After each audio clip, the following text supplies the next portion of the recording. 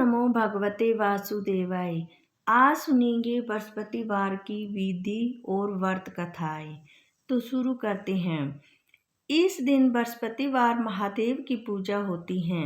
दिन में एक समय ही भोजन करें, पीले वस्त्र धारण करें, पीले पुष्पों को धारण करें। भोजन में चने की दाल का होना चाहिए, नमक नहीं खाना चाहिए। पीले रंग का फूल, चने की दाल, पीले कपड़े, पे चंदन से पूजा करनी चाहिए। पूजन के पश्चात कथा सुननी चाहिए। इस व्रत के करने से बृहस्पति देव अति प्रसन्न होते हैं तथा धन और विद्या का लाभ होता है। स्त्रियों के लिए व्रत अति आवश्यक है। इस व्रत में केले का पूजन किया जाता है। अब सुनते हैं कथा। किसी गांव में एक साहूकार रहता था, जिसके घर में अन्न, वस्त्र, धन की किसी की कोई कमी नहीं थी, परंतु उसकी स्त्री बहुत ही कृपण थी। किसी भिक्षार्थी को भिक्षा कुछ नहीं देती थी, सारे दिन घर के काम काज में लगी रहती थी। एक समय एक साधु महात्मा बृहस्पति के दिन उसके द्वार पर आया और भिक्षा की याचना की। स्त्री उस समय घर के आंगन को लीप रही थी। इस कारण साधु महाराज से कहने लगी कि महाराज, इस समय तो मैं घर लीप रही हूँ, आपको कुछ नहीं दे सकती, फिर किसी अवकाश के समय आना। साधु महात्मा खाली हाथ चले गए। कुछ दिन के पश्चात वही साधु महाराज आए, उसी तरह भिक्षा मांगी। साहूकारणी उस समय लड़के को खिला रही थी, इसलिए आपको भिक्षा नहीं दे सकती। तीसरी बार महात्मा आए तो उसने उसी तरह से टालना चाहा, परंतु महात्मा जी कहने लगे कि यदि आपको बिल्कुल ही अवकाश हो जाए तो मुझे भिक्षा दोगी। साहूकारी कहने लगी, हाँ महाराज, यदि ऐसा हो जाए तो आपकी बड़ी कृपा होगी। साधु महात्मा जी कहने लगे कि अच्छा, मैं एक उपाय बताता हूँ। तुम बृहस्पति के दिन चढ़ने पर उठो, सारे घर में झाड़ू लगाकर कूड़ा एक कोने में जमा करके रख दो, घर में चौका इत्यादि मत लगाओ, फिर स्नान आदि करके घर वालों से कह दो उस दिन आप हजामत अवश्य बनवाएं। रसोई बनवाकर चूल्हे के पीछे रखा करो, सामने कभी ना रखो। सायंकाल को अंधेरा होने के बाद दीपक जलाया करो तथा बृहस्पति को पीले वस्त्र मत धारण करा करो, न पीले रंग की चीजों का भोजन किया करो। यदि ऐसा करोगे तो तुमको घर का कोई काम नहीं करना पड़ेगा। साहूकार ने ऐसा ही किया। बृहस्पति के दिन चढ़े उठी, झाड़ू लगाकर कूड़े को घर में जमा कर दिया। पुरुषों ने हजामत बनवाई, भोजन बनवाकर चूल्हे के पीछे रखा। वह सब बृहस्पति को ऐसा ही करती रही। अब कुछ काल के बाद उसके घर में खाने के लिए एक दाना ना रहा। थोड़े ही दिनों में महात्मा फिर आए और भिक्षा मांगी, परंतु सेठानी ने कहा, महाराज, मेरे घर में खाने को अन्न नहीं है, आपको क्या दे सकती हूँ। तब महात्मा ने कहा कि जब तुम्हारे घर में सब कुछ था तो तुम तो कुछ नहीं देती थी, अब पूरा अवकाश है तब भी कुछ नहीं दे रही हो, क्या तुम चाहती क्या हो वह कहो। तब सेठानी ने हाथ जोड़कर प्रार्थना करने की, महाराज, अब कोई ऐसा उपाय बताओ कि मेरे पहले जैसा धन धान्य हो जाए। मैं प्रतिज्ञा करती हूँ कि असमय जैसा आप कहेंगे वैसे ही करूँगी। तब महात्मा जी ने कहा, बृहस्पति को प्रातः काल उठकर स्नान आदि से निर्मित हो घर को गऊ के गोबर से लिपो तथा घर के पुरुष हजामत ना बनवाएं। भूखों को अन्न जल आदि देती रहा करो। ठीक सायंकाल दीपक जलाओ। यदि ऐसा करोगी तो तुम्हारे सब मनोकामना भगवान बृहस्पति की कृपा से पूर्ण होगी। तब सेठानी ने ऐसा ही किया और उसके घर में धन धान्य जैसी वैसा ही हो गया जैसे कि पहले था।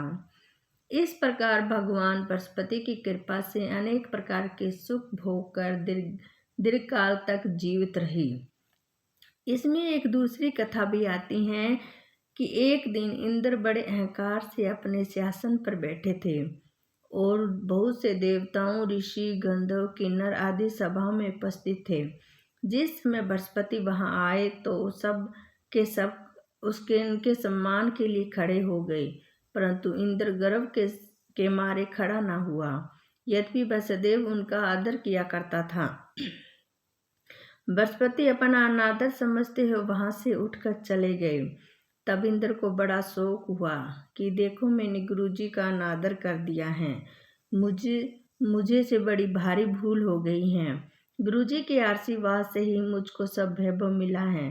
उनके क्रोध से यह सब नष्ट हो जाएगा, इसलिए उनके पास जाकर उन्हें क्षमा मांगनी चाहिए, जिससे उनका क्रोध शांत हो जाए और मेरा कल्याण हो जाए। ऐसा विचार करके इंद्र उनके स्थान पर गया। जब बृहस्पति अपने योग बल से यह जान लिया कि इंद्र समय याचना के लिए यहाँ आ रहा है, तब क्रोधवश उसे भेंट करना उचित न समझकर अंतर्ध्यान हो गए। जब इंद्र ने बृहस्पति को घर पर देखा तब निराश होकर लौट गए। तब दैत्यों के राजा विश्वकर्मा यह समाचार विदित हुआ तो उसने अपने गुरु शुक्राचार्य की आज्ञा से इंद्रपुरी को चारों तरफ से घेर लिया। गुरु की कृपा न होने के कारण देवताएं हारने और मार खाने लगे। तब उन्होंने ब्रह्मा जी को विनयपूर्वक सब वरदान सुनाया और कहा कि महाराज, दैत्यों ने किसी प्रकार बचाइए। तब ब्रह्मा जी कहने लगे कि तुमने बड़ा अपराध किए हैं, जो गुरुदेव को क्रोधित कर दिया। अब तुम्हारा कल्याण इसी में हो सकता है कि दट्वा ब्राह्मण का पुत्र विश्वरूपा बड़ा तपस्वी और ज्ञानी है, उसे अपना पुरोहित बनाओ और तुम्हारा कल्याण हो सकता है। यह वचन सुनते ही इंद्र तवष्टा के पास गया और बड़े विनीत भाव से तवष्टा से कहने लगा कि आप हमारे पुरोहित बनने की कृपा करें, जिससे हमारा कल्याण हो। तब तवष्टा ने उत्तर दिया कि पुरोहित बनाने से तपोबल घट जाता है, परंतु तुम बहुत विनती करते हो, इसलिए मेरा पुत्र विश्वरूपा पुरोहित बनकर तुम्हारी रक्षा करेगा। विश्वरूपा ने पिता की आज्ञा से पुरोहित बनकर ऐसा यत्न किया कि हरि इच्छा से इंद्र वृष ब्रह्मा को युद्ध में जीतकर अपने सिंहासन पर स्थापित हुआ। विश्वरूपा के 3 मुख थे। एक मुख से वह सोमपली लता का रस निकाल पाते थे, दूसरे मुख से वह मंदिरा पीते थे और तीसरे मुख से अनादि भोजन ग्रहण करते थे। इंद्र ने कुछ दिनों उपरांत कहा कि मैं आपकी कृपा से यह करना चाहता हूँ। जब विश्वरूपा की आज्ञा अनुसार यज्ञ प्रारंभ हो गया, तब एक दैत्य ने विश्वरूपा से कहा कि तुम्हारी माता दैत्य की कन्या है, इस कारण तो हमारे कल्याण के निमित्त एक आहुति दैत्यों के नाम से भी दिया करो, यदि अति उत्तम बात है। विश्वरूपा उस दैत्य को कहा मानकर आहुति देते समय दैत्य नाम भी धीरे से लेने लगा। इसी कारण यह करने से देवताओं का तेज नहीं बढ़ा। इंद्र ने वरदान जानते ही क्रोधित होकर विश्वरूपा के 3 सर काट दिए। मद्यपान करने से भंवरा, सोमपली पीने के कबूतर और अन्न खाने के मुख से तितर बन गया। विश्वरूपा के मरते ही इंद्र का स्वरूप ब्रह्म हत्या के प्रभाव में बदल गया। देवताओं के 1 वर्ष तक पश्चाताप करने पर भी ब्रह्म हत्या का पाप नहीं छूटा, तो सब देवताओं के प्रार्थना करने पर ब्रह्मा जी बृहस्पति के सहित वहां आए। उस ब्रह्म हत्या के 4 भाग किए गए, उसमें एक भाग पृथ्वी को दिया गया। इसी कारण कहीं कहीं धरती ऊंची नीची और बीज बोने के लायक भी नहीं होती। साथ ही ब्रह्मा जी ने यह वरदान दिया, जहाँ पृथ्वी में गड्ढा होगा उस समय पाकर स्वयं भर जाएगा। दूसरा वृक्षों को दिया, जिसे उनमें गोंद बनकर बहता है।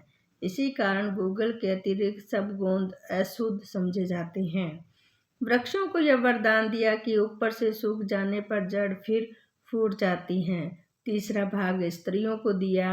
इसी कारण स्त्रियां हर महीने रजवल होकर पहले दिन चंडालनी, दूसरे दिन ब्रह्मघातनी, तीसरे दिन धूमिन के समान रहकर चौथे दिन शुद्ध होती हैं और संतान प्राप्ति को उनको वरदान दिया। चौथा भाग जल को दिया, जिससे फेन, सिलाव आदि जल के ऊपर आ जाते हैं।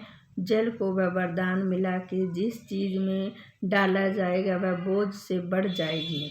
मनुष्य हर कथा को पढ़ता और सुनता है, उसके सब पाप बृहस्पति जी महाराज की कृपा से नष्ट हो जाते हैं।